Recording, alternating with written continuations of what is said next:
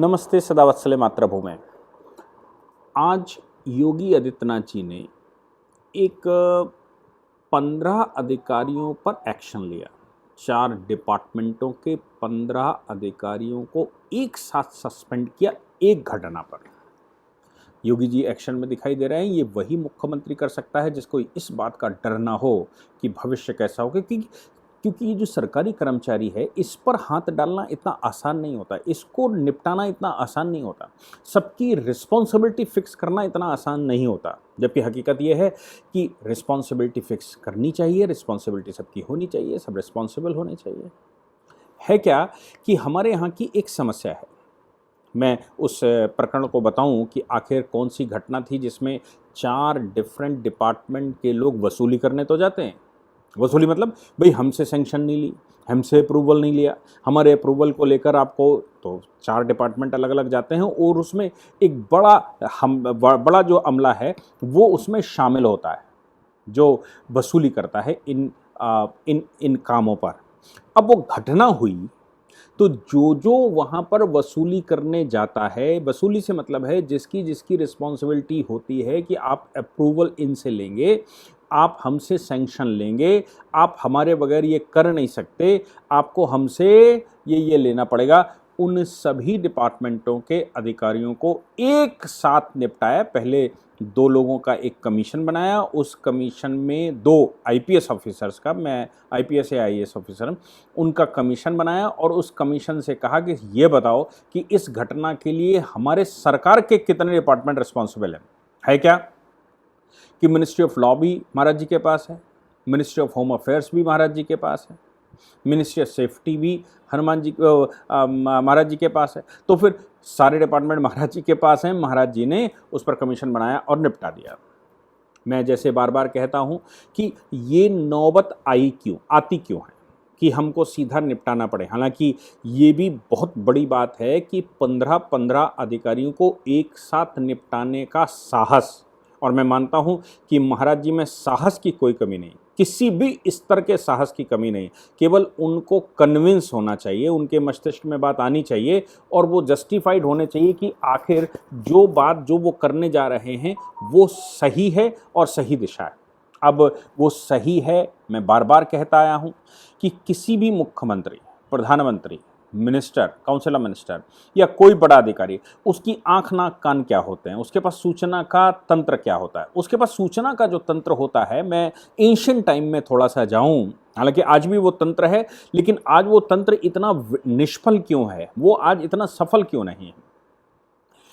आपको याद होगा कि चाणक्य ने अपने शिष्य चंद्रगुप्त को जब राजा बनाया तो राजा बनाते समय उसने 24 घंटे को 16 हिस्सों में बांटा और 16 हिस्सों में बांटने के बाद 3 हिस्से तो चंद्रगुप्त को पूर्ण रूप से सोने के लिए दिए, यानी कि लगभग 4.5 घंटे, और उसके बाद एक हिस्सा नृत्य वगैरह के लिए दिया, उसको मिलाकर 6 घंटे हो गए कि आप इंटरटेनमेंट कर लें। तो कुल मिलाकर चंद्रगुप्त के पास 6 घंटे का समय था, उसके अलावा 18 घंटे उसने फिक्स करके रखे थे, जिसमें वो एडमिनिस्ट्रेटिव काम करेगा, वो राजशाही का काम करेगा, वो मिलिट्री को देखेगा यानी कि फौज को देखेगा और खुद भी प्रैक्टिस करेगा, और इसके अलावा गुप्तचर विभाग के साथ वो रात के अंधेरे में 3:30 बजे बैठक करेगा या सुबह मतलब भोर फुटने से पहले वो बैठक करेगा। आखिर गुप्तचर विभाग के साथ, जब उसके पास अपनी एडमिनिस्ट्रेटिव मशीनरी है, तो गुप्तचर विभाग के साथ अलग से गुप्तचर बैठक क्यों करनी, सीधा दरबार में बुलाते और दरबार में बुलाकर इन्फॉर्मेशन लेते। वहाँ सारे अधिकारी भी सामने होते हैं, उनके सामने इन्फॉर्मेशन लीजिए और एक्शन लीजिए, लेकिन प्रैक्टिकली ये संभव नहीं है।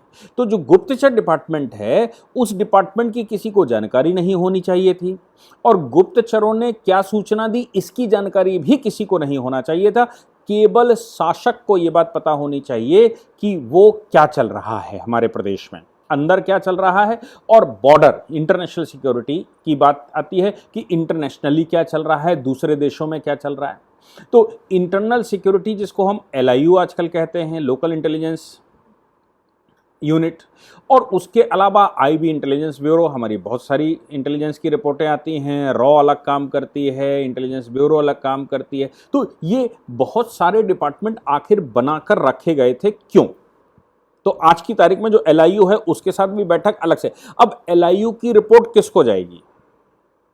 एलआईयू का एक पूरा महकमा होना चाहिए, वो रिपोर्ट जो है उसका अपना सिस्टम है, और वही अधिकारी जो आपने यहां लिए वो यहां पर ट्रांसफर कर दिए, यहां वाले वहां ट्रांसफर कर दिए। तो ट्रांसफर पोस्टिंग जब होने लगी तो उनकी सबकी मित्रता एक दूसरे के साथ हो गई। जिसके खिलाफ हमको इंटेलिजेंस की रिपोर्ट चाहिए थी वो उसी को बिठा दिया। दूसरे शब्दों में कहूं कि चोर के हाथ में चाबी दे दी। क्या है मैं मामला?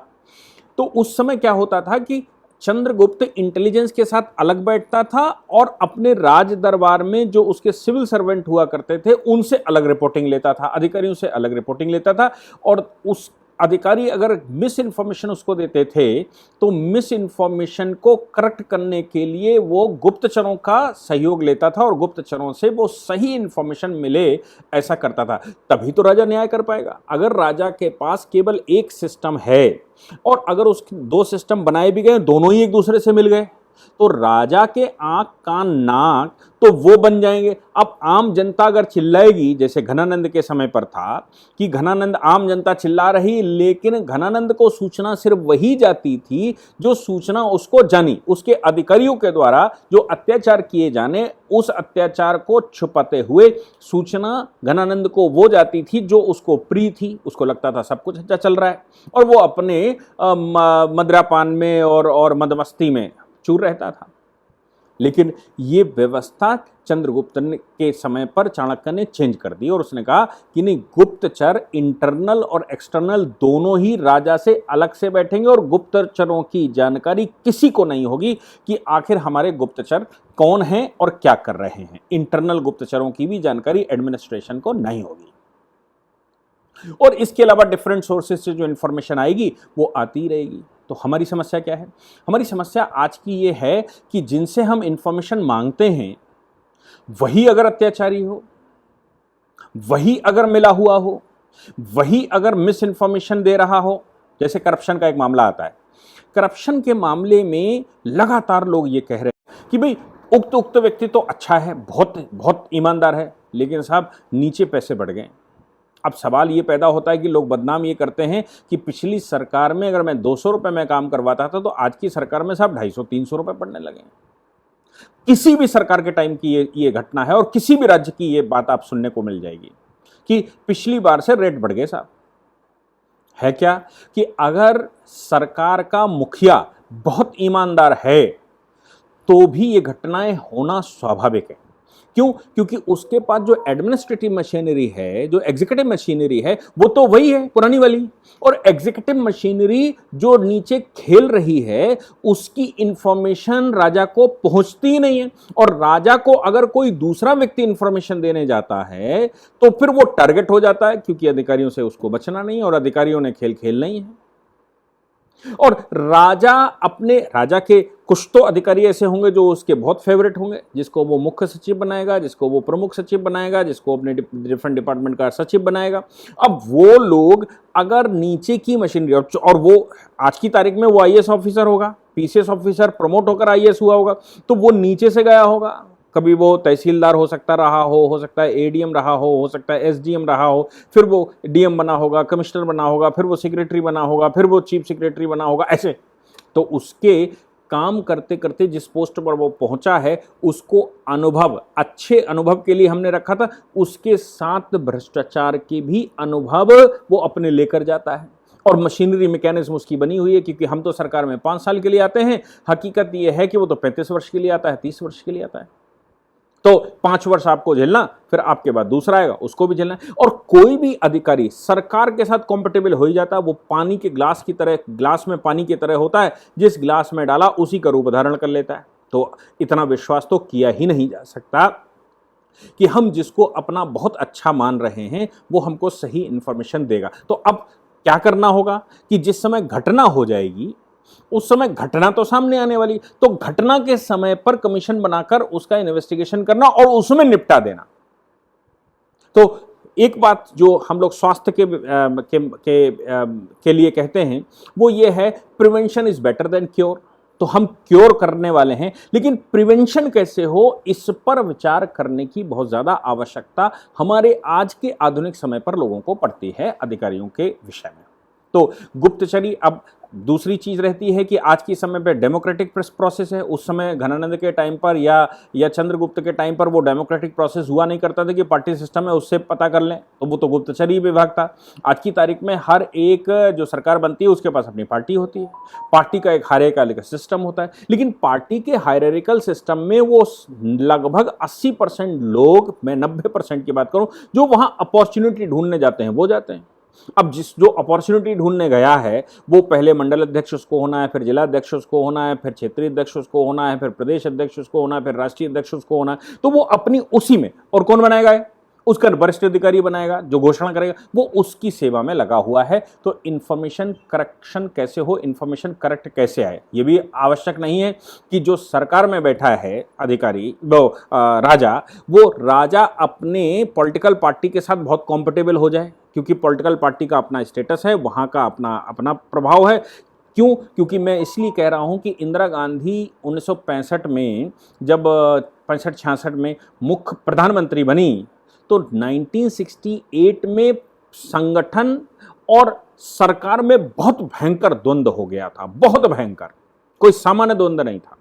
संगठन अलग चल रहा था और सरकार अलग चल रही थी, यहां तक कि संगठन ने नीलम संजीवा रेड्डी को उस समय राष्ट्रपति पद के लिए अप्रूवल दे दिया। तो इंदिरा गांधी उसी संगठन की सरकार में थी और सरकार ने नीलम संजीवा रेड्डी का विरोध कर दिया था, जबकि नीलम संजीवा रेड्डी कांग्रेस के नॉमिनेशन पर थे और वीवी गिरी को सपोर्ट कर गई थी इंदिरा गांधी, और वीवी गिरी राष्ट्रपति बन गए थे। तो आप समझ लीजिए कि संगठन, जबकि कांग्रेस में तो वो एक्सक्लूसिव पावर की महिला थी, मतलब कांग्रेस पर तो गांधी परिवार का एक्सक्लूसिव अधिकार रहा है, ये संभावना ही नहीं है कि कोई और आएगा भी, लेकिन उस समय ये संभावना थी।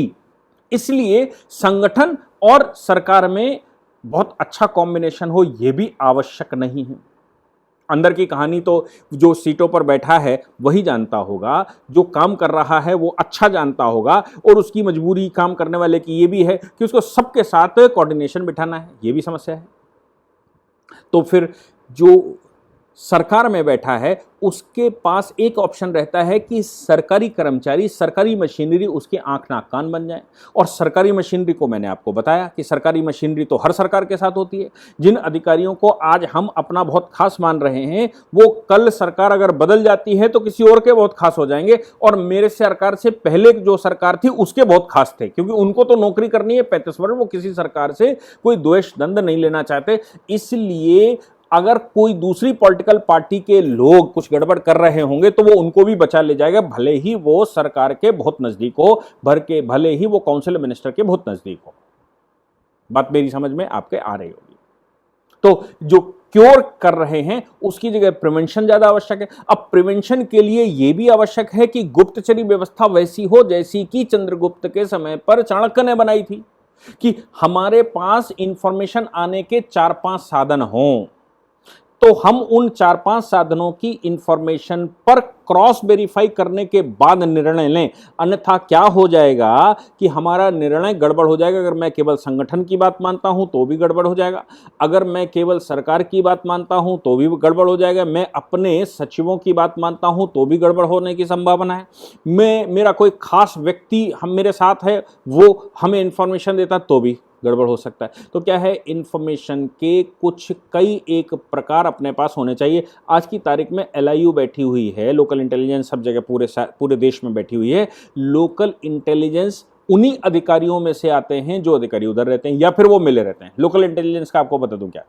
आजकल लोकल इंटेलिजेंस कहीं आप कार्यक्रम करने जा रहे हैं तो खुद ही फोन कर लेते हैं सीधे, जबकि लोकल इंटेलिजेंस के बारे में किसी को पता नहीं होना चाहिए कि इंटेलिजेंस है कौन है, लेकिन वो उनको भाई मैं लोकल इंटेलिजेंस ब्यूरो से बोल रहा हूँ, आप यूनिट से बोल रहा हूँ, आप क्या कार्यक्रम करने वाले हैं मुझे बता दीजिए, कितनी संख्या रहने वाली है मुझे बता दीजिए, क्योंकि मैं तो पब्लिक कार्यक्रमों में रहता हूँ इसलिए मुझे इस बात की जानकारी। साहब LIU वालों का फोन आया था, कितनी संख्या रहने वाली है, अब एलआईयू का काम था कि वो गुप्तचरी करके पता करे कि इनके यहाँ क्या चल रहा है, जबकि एलआईयू आपसे इंफॉर्मेशन लेके आगे सप्लाई कर दी और वही इंफॉर्मेशन अधिकारियों के पास हम एप्लीकेशन लेकर गए थे तो अधिकारियों के पास भी वही है, वो सेम इंफॉर्मेशन दोनों की वहां मैच कर गई जाके।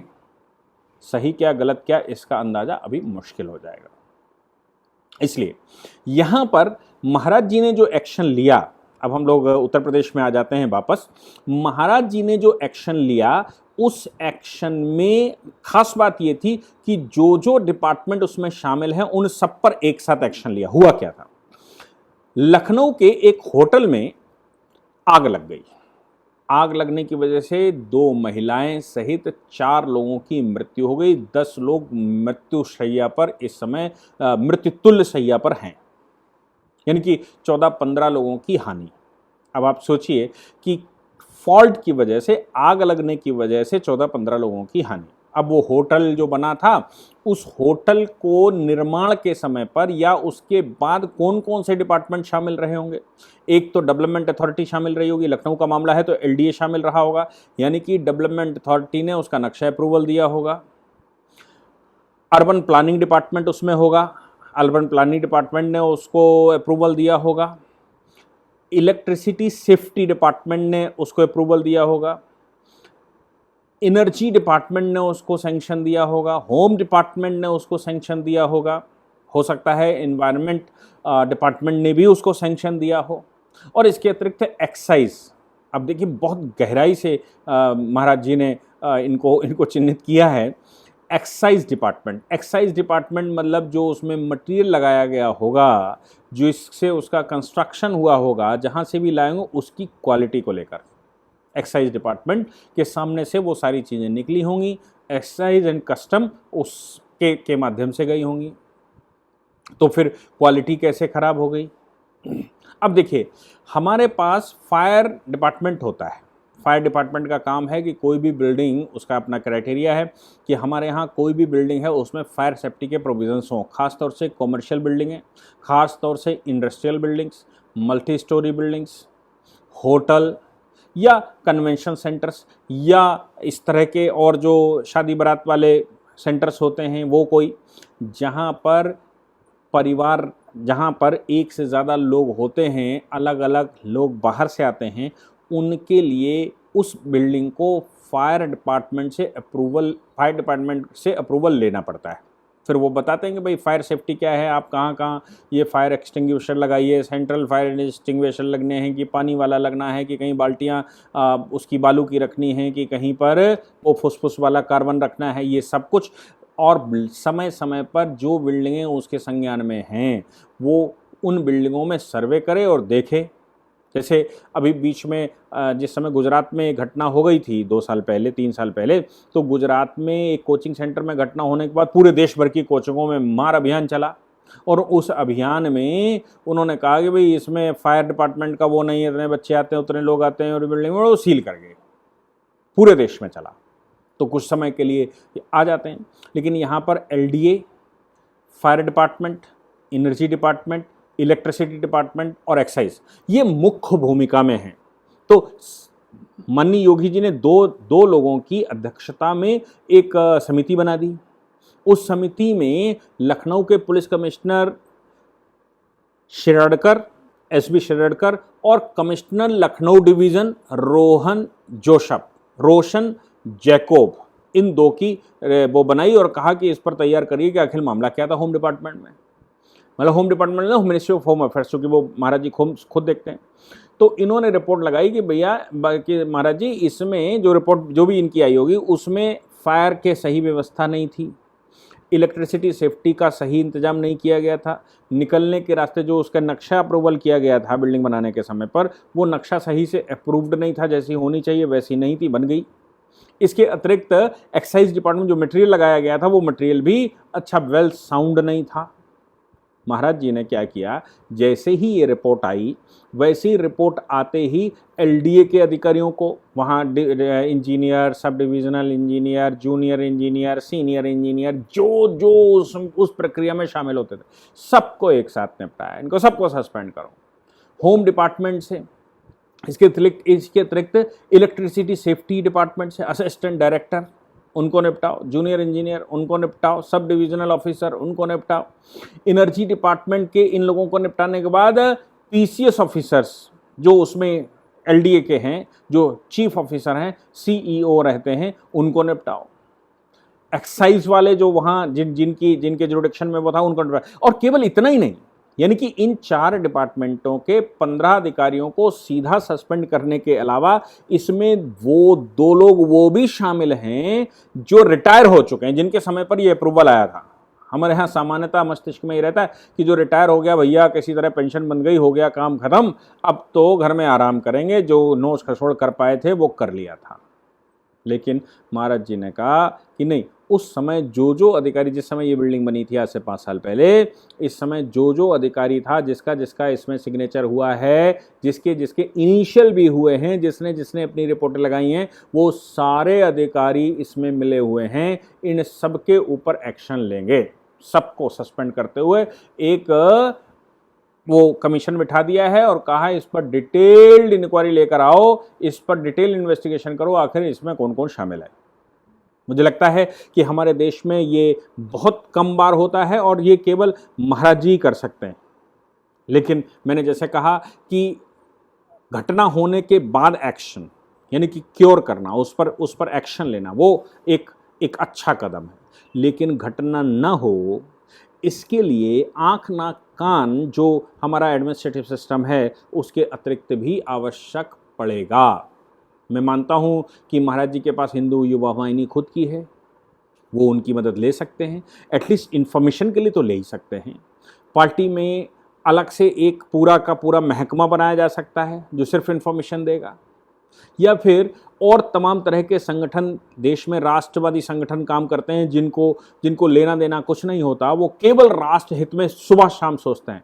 ऐसे संगठनों का सहयोग भी लिया जा सकता है, तो ऐसे एनजीओज़ का सहयोग लिया जा सकता है। कई एक जगह से इन्फॉर्मेशन आए और वो इन्फॉर्मेशन महाराज जी स्वयं चेक करें, तो मुझे लगता है कि इसमें कुछ अच्छा भविष्य में और अच्छा हो सकता है। बहुत अच्छा कर रहे हैं महाराज जी, बहुत अच्छे से डील कर रहे हैं, जितना वो शक्ति से कर सकते हैं उतनी शक्ति से कर रहे हैं। लेकिन जो एडमिनिस्ट्रेटिव लैक्यूना है, जो एडमिनिस्ट्रेटिव गैप है, उस गैप को कैसे फिलअप किया जाए ये भी आवश्यक है। अगर वो फिलअप हो जाता है तो मुझे नहीं लगता कि उत्तर प्रदेश सरकार से अच्छी कोई सरकार हमारे देश में अभी तक चली होगी, क्योंकि जिस प्रकार से महाराज जी एक्शन ले रहे हैं, प्लानिंग का काम कर रहे हैं, स्टेट का नीति आयोग बनाया, स्टेट का जो एनसीआर टाइप का national capital territory of state बनाने की कोशिश करी, बहुत सारे कॉरिडोर लगातार वो बना रहे हैं, रिंग रोड्स के पर काम चल रहा है, देश में इंडस्ट्रियलाइजेशन, प्रदेश में इंडस्ट्रियलाइजेशन का काम चल रहा है, और बहुत सारे मतलब जो आवश्यक हैं $1 ट्रिलियन के लिए